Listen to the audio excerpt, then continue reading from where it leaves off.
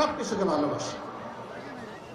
আমাদের দুর্ভাগ্য, স্বাধীনতার 23টি বছর এক এক করে চলে গেল,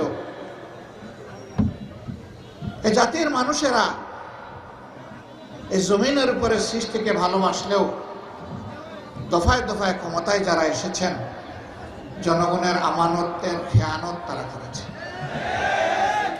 এই আমানতের মর্যাদা তারা রক্ষা করেননি। সেবকের কথা বলে ক্ষমতায় এসে তারা মালিক হয়ে বসেছিলেন।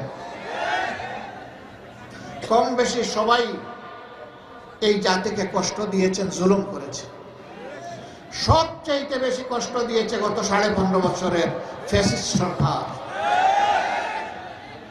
তারা সবার গায়ে হাত দিয়েছে।